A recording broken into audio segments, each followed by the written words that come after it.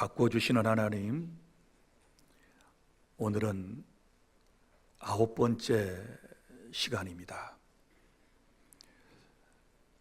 오늘 저와 여러분이 함께 은혜를 받고자 하는 말씀은 눈물을 기쁨으로 바꾸어 주시는 하나님에 대한 말씀을 듣도록 하겠습니다.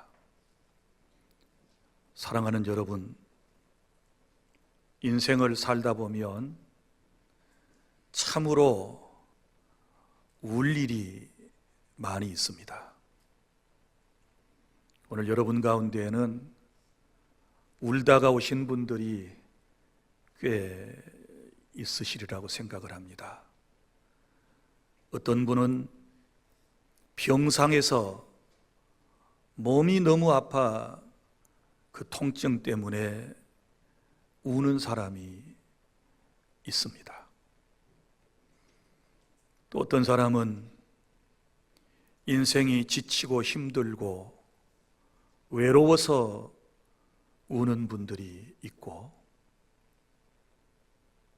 알만한 사람이 내 마음을 몰라줄 때 너무너무 답답하고 서러워서 또 울다가 지쳐 오늘 이 자리에 오신 분도 계시리라고 생각을 합니다. 어떤 사람은 남편 문제로, 어떤 사람은 아내 문제로, 어떤 사람은 자식 문제 때문에, 어떤 사람은 친척 간의 다툼 문제 때문에 이런저런 아픔을 안고 눈물을 쏟고 살다가 오늘 이 자리에 오신 여러분, 주님의 은혜와 위로와 평강이 여러분의 삶에 함께 하시기를 바라고, 여러분의 인생이 역전되는 그런 은혜가 있기를 바랍니다. 특별히 인간의 한계 상황 속에서 힘써도 안 되고 애써도 안 되고 몸부림쳐도 안 되고 울어도 안 되는 일 때문에 오늘 이 자리에 오신 여러분 잘 오셨습니다. 주님이 여러분의 인생의 모든 문제를 해결해 주시려고 초청해 주신 줄 믿으시기를 바랍니다. 수고하고 무거운 짐진 자들아 다 내게로 오라, 내가 너희를 쉬게 하리라고 주님께서 우리를 이 자리로 불러주신 줄 믿습니다. 사랑하는 여러분, 이 세상에 살아갈 때 보통 사람들은 늘 눈물을 흘리며 살아가는 사람을 약한 사람이라고 말하기도 하고, 또 믿음을 가진 사람이 늘 눈가에 눈물이 촉촉이 적셔 있으면 믿음이 약한 사람이 아닌가, 이렇게 오해할 때가 있습니다. 그러나 여러분, 성경에 보면 우리 하나님께서는 결코 인생의 눈물을 가볍게 여기지 아니하시고, 그리고 눈물 쏟고 살아가는 인생을 부끄럽게 말씀을 하신 적이 없으십니다. 여러분, 눈물이 있는 사람이 믿음이 없어서가 아니고, 오히려 그 눈물을 통해서 하나님께로 한 걸음 더 가까이 나아가게 되고, 그 눈물을 통하여 하나님의 크신 은혜를 체험하게 되는 것입니다. 언젠가 여러분에게 소개해 드린 김환영임의 울꽃이라고 하는 시를 다시 한번 들려드리도록 하겠습니다. 대여섯 줄밖에 되지 않는 짧은 시입니다. 할머니 어디 가요? 예배당에 간다. 근데 왜 울면서 가요? 울려고 간다. 왜 예배당에 가서 울어요? 울 때가 없다. 이게 시 전체의 내용입니다. 사랑하는 여러분, 교회가 어떤 곳입니까? 예배당이 어떤 곳이라고 생각을 하십니까? 힘들고 어려운 사람이 주님께 나와 십자가 밑에 무릎 꿇고 어머니와 같은 교회의 품에 안겨 눈물을 쏟는 곳이 바로 교회인 줄로 믿으시기를 바랍니다. 세상에서 울 데가 없는 사람들이 찾아야 할 곳이 교회인 것이지요. 수고하고 무거운 짐진 자들아, 다 내게로 오라. 내가 너희에게 쉼을 주리라. 너희 눈물을 닦아주리라. 주님께서 우리를 초청해 주셨고, 그래서 오늘 저와 여러분이 지금 이 자리에 있게 된 줄 믿습니다. 인생이 힘들어서 고통 가운데 울면 사람들이 찾아와서 울지 말라고 그럽니다. 왜 자식들 앞에서 눈물을 보이고 울며 약한 것을 보여? 그러니까 눈물은 약하다는 거죠. 남자가 울어? 남자가 왜 울어? 남자는 우는 게 아닌데. 여러분, 과연 성경에서 눈물의 사람을 믿음이 없다, 혹은 약한 존재라고 말씀을 하시는가? 다시 말하지만 결코 그렇지 않습니다. 성경에 보면 믿음이 약한 사람만 우는 것이 아니고 믿음의 사람도 울 일이 많아서 울고 살았습니다. 여러분, 다윗을 보십시오. 다윗은 믿음의 사람입니다. 누구보다도 하나님의 이름을 사랑했던 사람입니다. 정말 하나님 보실 때 마음이 합한 사람이었습니다. 내가 이새의 아들 다윗을 만나매 내 마음에 합한 사람이라 내가 그를 통하여 나의 뜻을 다 이루리라고까지 말씀을 하셨던 신앙의 위대한 인물입니다. 그런데 다윗의 삶이 눈물의 골짜기였다는 것을 여러분은 알고 계십니까? 일찍이 하나님의 뜻에 의하여 사무엘 선지자에게 이스라엘의 왕으로 기름 부음을 받았습니다. 그런데 그때부터 이제 사울 왕의 창끝이 다윗을 향하게 된 것입니다. 다윗은 하나님의 기름 부음 받은 왕과 대적할 수 없다 하여 할 수 없이 눈물을 머금고 울며 살 길을 찾아 떠납니다. 그리고 결국 그가 들어간 곳이 아둘람이라고 하는 굴이지 않습니까? 그곳에서 그는 눈물을 쏟습니다. 한편으로 생각하면 얼마나 억울한 일입니까? 적장 골리앗을 물리치고 나라를 위기에서 건져낸 영웅 아닙니까?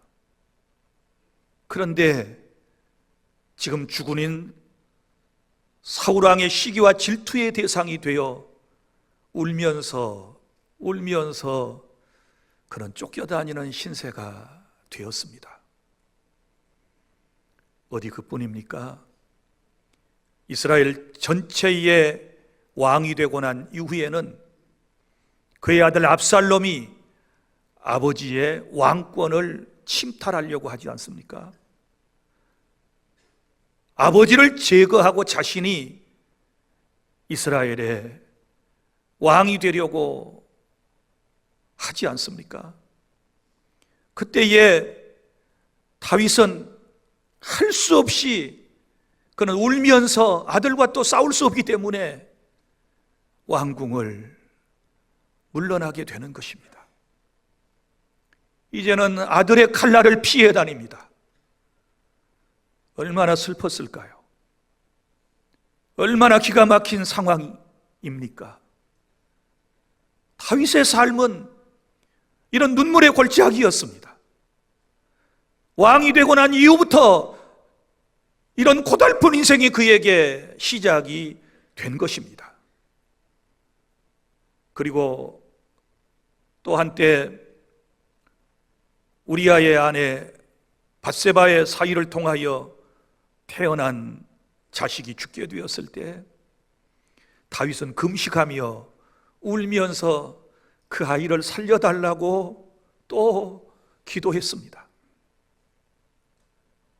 사랑하는 아이를 살려볼 요량으로 금식하며 통곡하며 기도했지만 결국 하나님께서는 그 아이를 데려가셨습니다.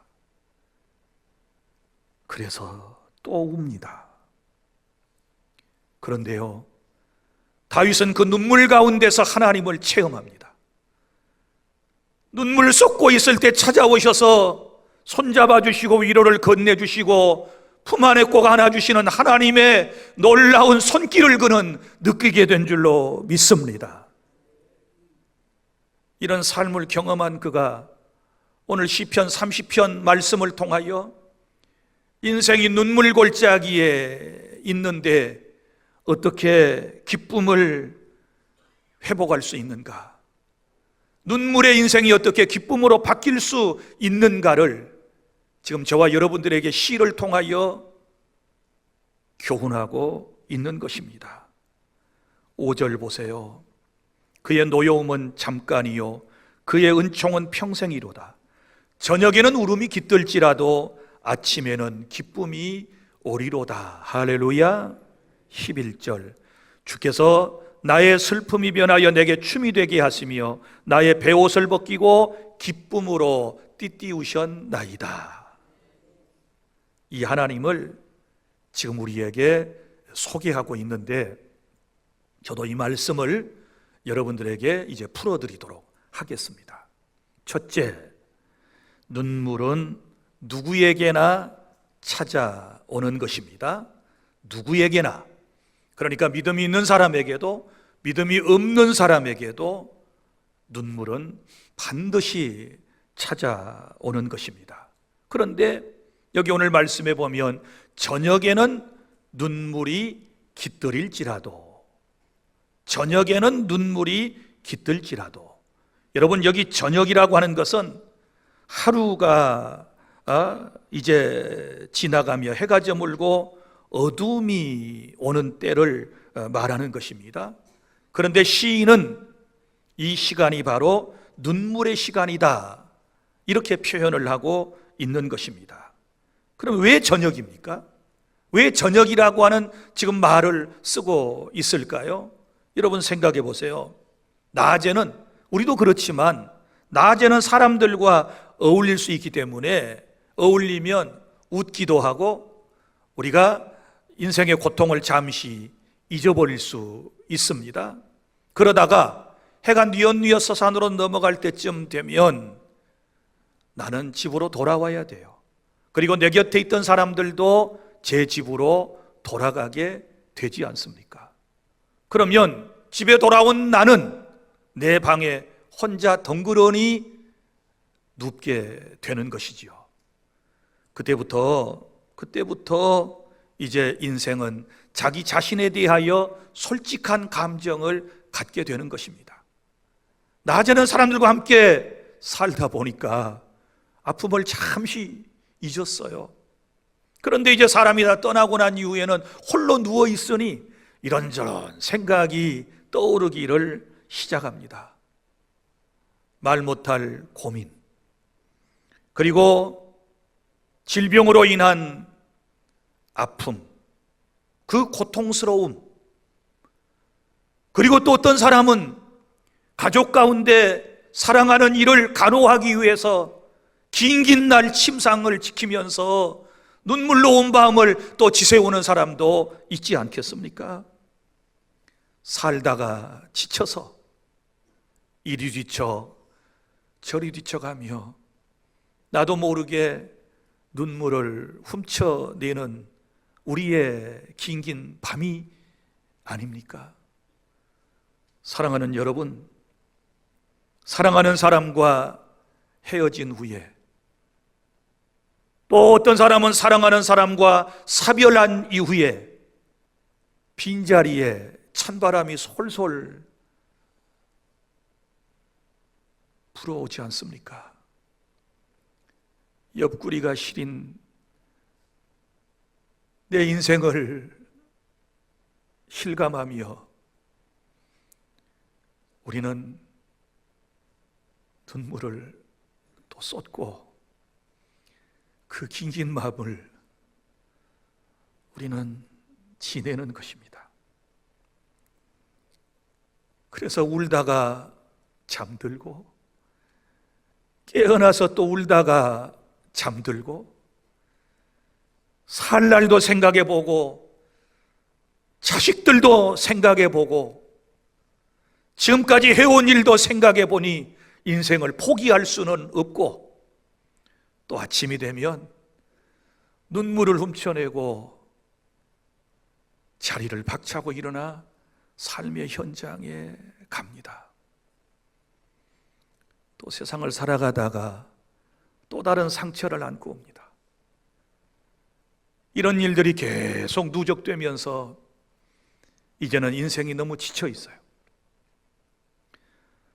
사랑하는 여러분, 그런데 다시 말씀드리지만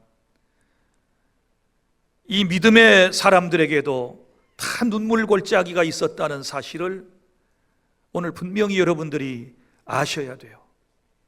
나에게만 이런 눈물의 삶이 있는 것이 아니고 하나님의 말씀대로 살려고 발버둥을 쳤던 사람들에게도 이런 눈물의 삶이 있었다. 요셉 볼까요? 요셉은 어머니 아버지의 사랑을 참 많이도 받았습니다. 그러다 보니까 다른 형제들이 그를 시기하고 질투하고 미워했습니다. 그래서 그들은 요셉을 죽이려고 하다가 저 이집트로 팔아 넘겼습니다. 종으로 팔려간 요셉은 보디발의 집에서 참 열심히 꿋꿋하게 모든 상황을 극복하며 살아가는 모습으로 우리에게 비춰지지 않습니까? 그런데 우리 여러분, 그늘진 모습을 생각해 보셨나요? 요셉을 생각해 보셨나요? 어머니 아버지의 사랑은 많이 받았지만 형제들에게는 미움을 받았고 죽을 뻔했다가 머나먼 타국 땅 이집트로 팔려가서 집에서 사랑받던 자신이 종이 되어가지고 남의 집안 일을 하고 그리고 또한 그 주인의 부인에게 모함을 받고 감옥에 들어가는 신세가 되었으니 자기의 삶을 생각하면 생각할수록 얼마나 눈물이 많이 쏟아졌겠습니까? 우리 요셉을 너무 쉽게 생각하지 말아요. 요셉의 입장으로 한번 돌아가 보세요. 사랑하는 성도 여러분, 그런 요셉도 하나님께서 붙드시고 그의 눈물을 씻기시고 나중에는 그 나라의 총리가 되는 기쁨의 날을 허락해 주신 줄로 믿으시기를 바랍니다. 참고 견디다 보면 믿음 안에서 끝까지 승리하면 반드시 저와 여러분의 삶 속에 아름다운 날, 행복한 날이 찾아오게 될 줄 믿습니다. 믿음의 사람 엘리야 보십시오. 능력의 종입니다. 그런 그에게도 어느 날 신앙의 침체가 찾아왔습니다. 그리고 광야로 도망을 갔습니다. 로뎀나무 그늘 아래 앉아 하나님께 죽기를 청하지 않습니까? 하나님, 다 저 우상들 앞에 무릎을 꿇고 나만 여기 홀로 남았습니다. 저 아합 왕과 이세벨 저 흉악한 사람들이 나를 죽이려고 하고 있습니다. 하나님, 내가 지쳐 있습니다. 차라리 하나님 저를 죽여주세요. 죽여달라고, 하나님 차라리 목숨을 가져가 달라고 기도하는 그의 모습 속에서 우리 그의 눈물을 볼 수 있지 않겠습니까? 믿음의 사람도, 영적인 사람도 때때로 이렇게 울어야 할 때가 있는 것입니다. 여러분, 사무엘상 1장부터 2장에 쭉 나오는 한나라고 하는 여인을 보세요. 이 여인, 남편에게 많은 사랑을 받습니다. 그런데 한 가지 아쉬운 점이 있습니다. 남들이 다 낳는 자녀를 낳지를 못했습니다. 여러분 보십시오. 나중에 한나는 실로에 있는 여호와의 전으로 올라갑니다. 그리고 그곳에 가서 하나님 앞에 눈물을 쏟아내며 간절한 마음으로 하나님, 제게도 아들을 주세요, 제게도 자식을 주세요 기도하지 않습니까? 그 기도하는 모습이 얼마나 애처로웠던지 그 모습을 지켜보던 제사장 엘리가 이렇게 말합니다. 여인이여, 언제까지 술에 취해가지고 그렇게 이런 말 저런 말 하겠느뇨? 그때 엘리가 말했습니다. 제사장님, 저는 술 취한 게 아니요, 나 마음이 너무 아파요. 마음이 괴로워서 내 마음을 하나님 앞에 통하는 것뿐입니다. 어디 가서 말할 데가 없어서, 내 소원을 들어줄 사람이 없어서 내가 하나님 앞에 나와서 눈물로 하소연을 하고 있습니다. 이렇게 말할 때 엘리 제사장이 그에게 축복하지 않습니까? 그리고 눈물로 얻은 자식이 그 유명한 사무엘입니다. 할렐루야. 슬픔이 변하여 기쁨이 된 줄 믿으시기를 바랍니다. 우리 예수님 보실래요? 우리 예수님의 삶은 어떠셨을까요? 우리 예수님께서도요, 이 땅에서 눈물의 삶을 사셨어요. 예수님께서 그의 사랑하는 친구 나사로가 병들어 죽었잖아요. 그래서 예수님께서 나사로의 무덤에 가셨습니다. 벌써 친구는 죽어 장사 지낸 지 나흘이나 되었고 그의 무덤 안에서는 시신 썩는 냄새가 났습니다. 그때 예수님은 무덤 앞에서 우시더라. 우셨어요. 하나님의 아들이신 예수님께서 사랑하는 사람의 죽음 앞에서 눈물을 흘리셨어요. 예수님도 우셨어요. 우리도 세상을 살다 보면 사랑하는 사람을 보내야 할 때가 있습니다.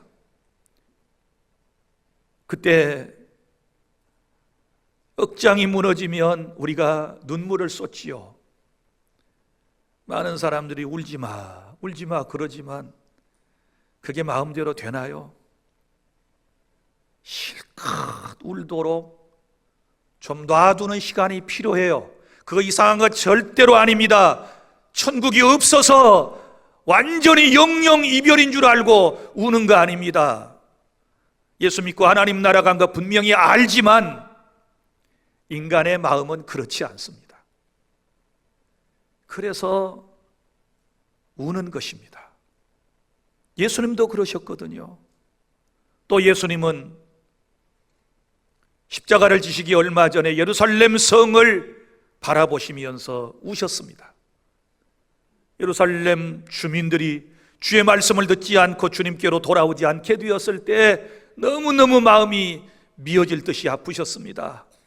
그래서 예루살렘아 예루살렘아 말씀을 하시더니 암탉이 병아리를 품듯이 내가 너희를 안으려고 했던 것이 몇 번이냐, 어찌하여 하나님을 떠나 사느냐. 예수께서 우셨습니다. 십자가를 눈앞에 두고 예수님은 겟세마네 동산, 평소에 기도하시던 곳으로 예수님 나아가셨습니다. 그리고 그곳에서 예수님께서 또 우시면서 기도하셨습니다. 아버지, 할 수만 있으면 이 십자가를 지는 이것을 내게서 옮겨주시옵소서. 고통스러운 십자가를 예수님은 생각하셨어요. 그때 예수님 땀방울이 땅에 떨어지는데 핏방울처럼 되었는데 예수님 눈물 생각해 보셨나요? 예수님 눈물 쏟으시며 기도하셨고, 그리고 마지막은 주께서 말씀하십니다. 아버지여, 나의 원대로가 아니라 아버지의 원대로 되기를 원하나이다 하고 예수님은 십자가를 지셨습니다. 십자가를 지고 골고다로 향하실 때 여러분 주변에선 많은 사람들이 아쉬워서 눈물을 쏟는 사람들도 있었지만 예수님을 향하여 야유를 보내고 욕설을 퍼부어대던 사람들 너무너무 많이 있었거든요. 그러면 그 사람들이 누구인 줄 아십니까? 예수님을 통하여 기적을 체험했던 사람들, 베세다 광야에서 오병이어의 기적을 통하여 떡을 먹었던 사람들 있었지 않았겠습니까?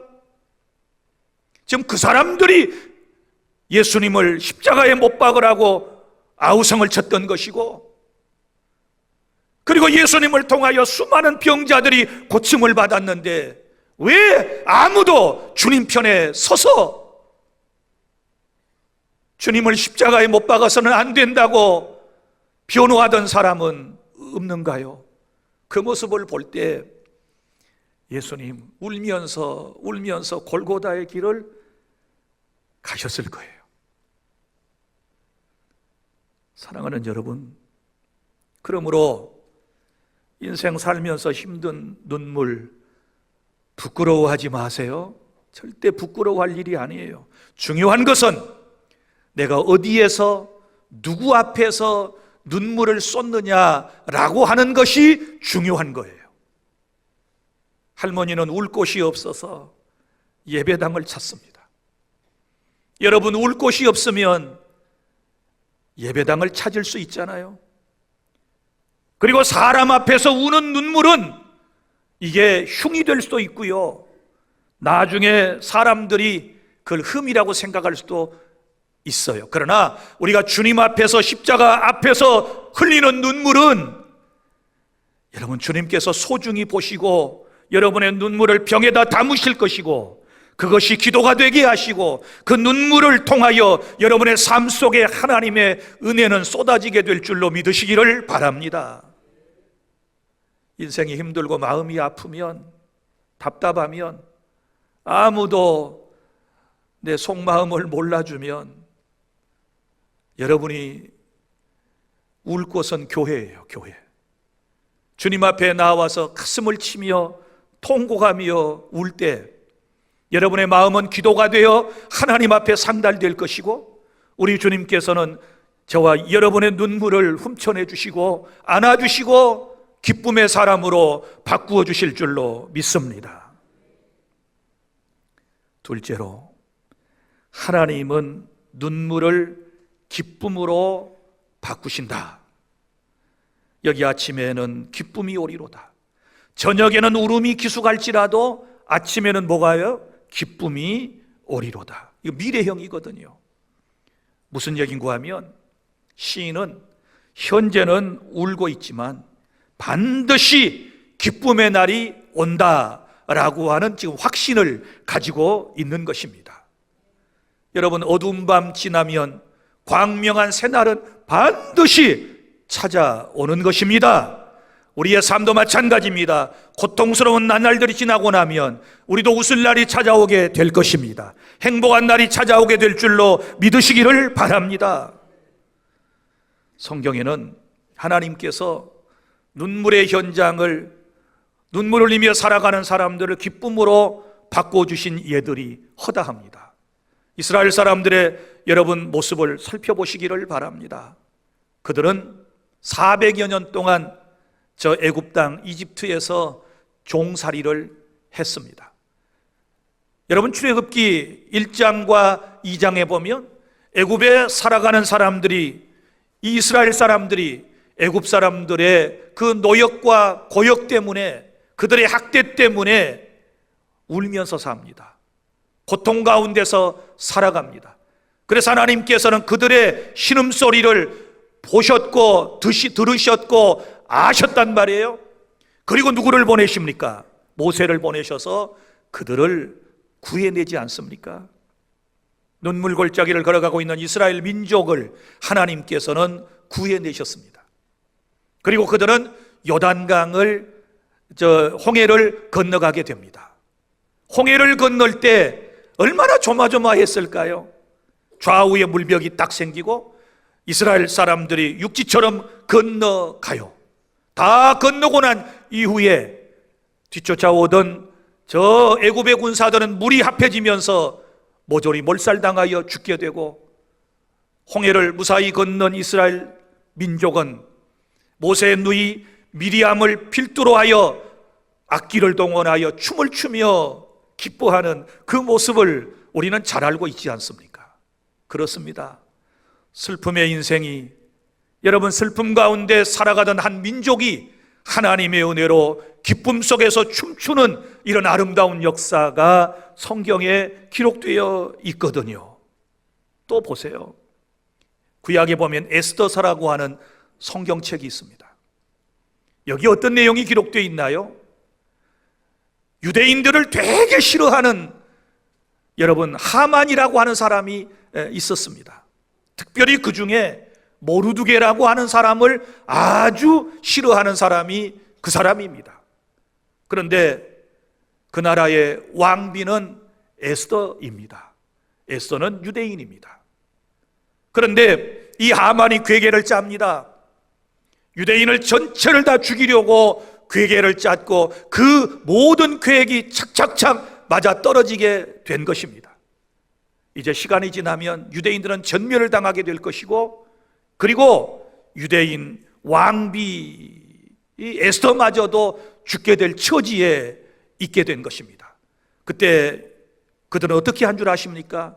모두가 다 사흘 동안 금식하면서 통곡하며 우리 유대인 민족을 살려주십시오, 간절히 하나님 앞에 눈물로 기도했더니 하나님께서 역사하셔가지고 결국 하만의 괴계가 왕에게 이제 보고되게 되고, 하만이 모르드게를 죽이려고 자기 집에 준비해 놓았던 나무에 매달려 죽게 된 것입니다.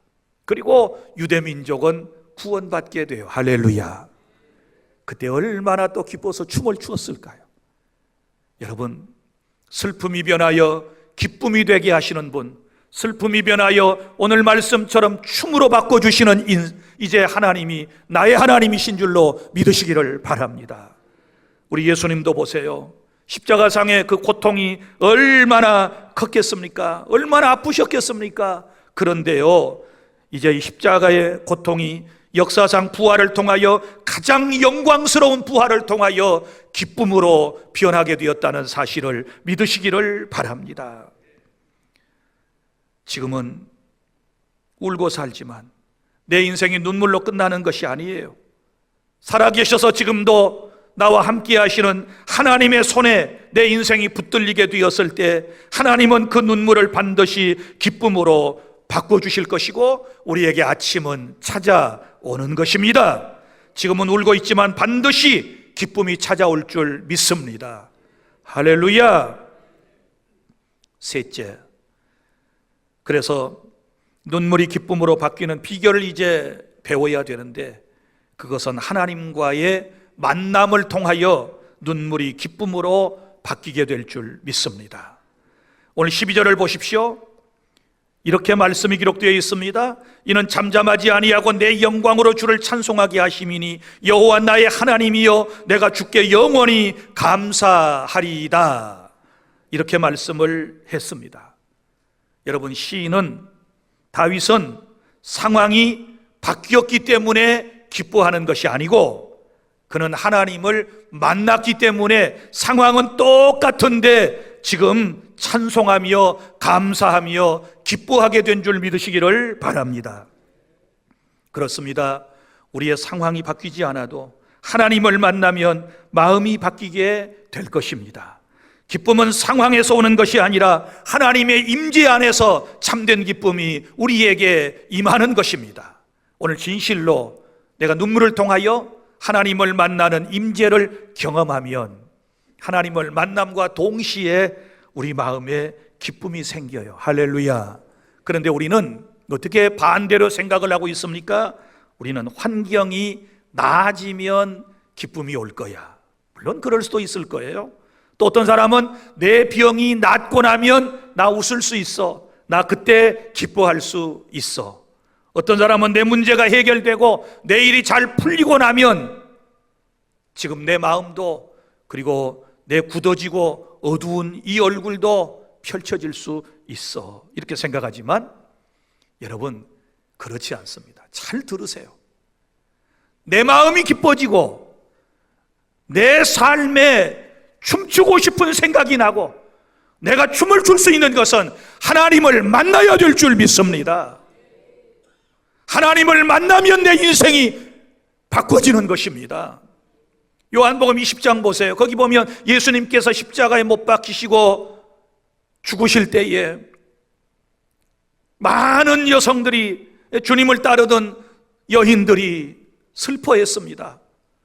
사랑하는 주님께서 십자가에서 피를 쏟고 죽으셨을 때 얼마나 낙심하고 절망했습니까?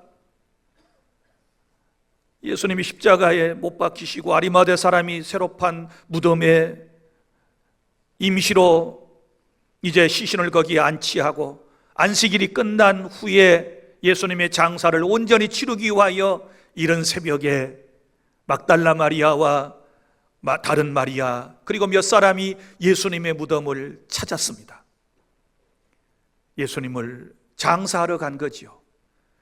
죽은 예수님을 만나러 간 거지요. 그렇지 않습니까? 그런데 그들이 무덤 앞에 섰을 때, 무덤 안에 들어갔을 때 천사를 만나고 무엇보다도 부활하신 예수님께서 마리아야 하고 부르시는 거예요. 그때 마리아는 그 주님의 음성을 곧바로 인지했습니다. 그리고 소리나는 쪽을 향하여 얼굴을 들렸을 때 부활하신 주님을 뵙게 된 줄로 믿습니다. 그 주님을 만나는 순간에 얼굴이 밝아졌습니다. 그 주님을 만나는 순간에 기쁨이 넘치게 된 것입니다. 할렐루야. 우리의 인생이 그렇습니다. 부활하신 나의 주님을 만나면 내 마음이 기뻐지고 내 얼굴이 피어지는 것입니다. 이런 은혜가 오늘 저와 여러분에게 있기를 바랍니다. 그래서 우리는 힘들고 어려울 때 주님 곁으로 나와야 돼요. 오 예수님, 내가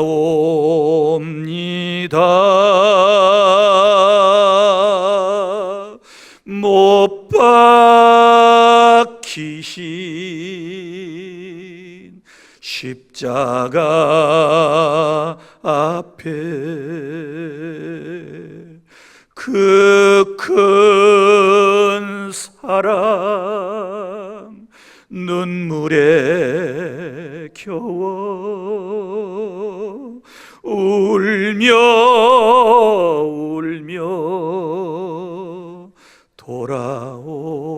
돌아옵니다.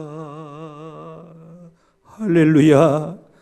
울며 주님 앞에 돌아올 때 우리 주님께서 저와 여러분을 안아주시고 눈물 씻어주시고 우리의 삶을 바꿔주실 줄 믿습니다.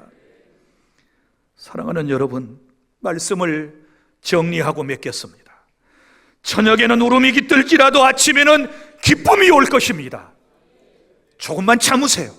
주님을 믿고 의지하고 조금만 여러분 믿음으로 참아내세요. 그리고 울고 싶으면 주님 앞에 와서 실컷 통곡하며 우십시오. 주님께서 여러분의 눈물의 의미를 아시기 때문에 여러분의 모든 문제를 해결해 주실 것입니다. 그런데 문제는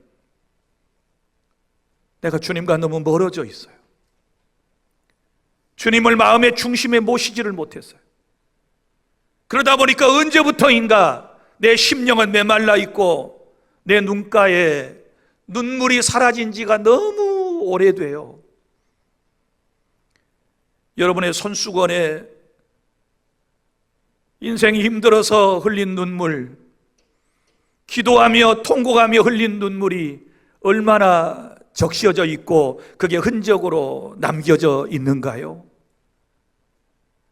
메마른 우리의 심령을 성령 하나님의 충만한 역사로 회복하시기를 바랍니다. 메말라버린 두 눈가에 항상 눈물이 촉촉이 적셔 있는 아름다운 눈을 가진 여러분들이 되시기를 바랍니다. 눈물을 참지 마세요. 하나님 앞에 가져오십시오. 그러면 주님께서 위로하실 것이고 그 눈물 닦아주실 것이고 내 인생을 주님께서 바꾸어 주실 것입니다. 사랑하는 성도 여러분, 오늘 또 그 주님을 만나고 돌아가야 되지 않겠습니까? 그 주님과 함께 두 손을 꼭 붙잡고 세상으로 나아가야 되지 않겠습니까? 지금은 울고 있는 밤이지만 아침은 반드시 온다. 이 믿음 가지고 끝까지 승리하는 여러분 되시기를 주님의 이름으로 축복합니다. 기도하겠습니다.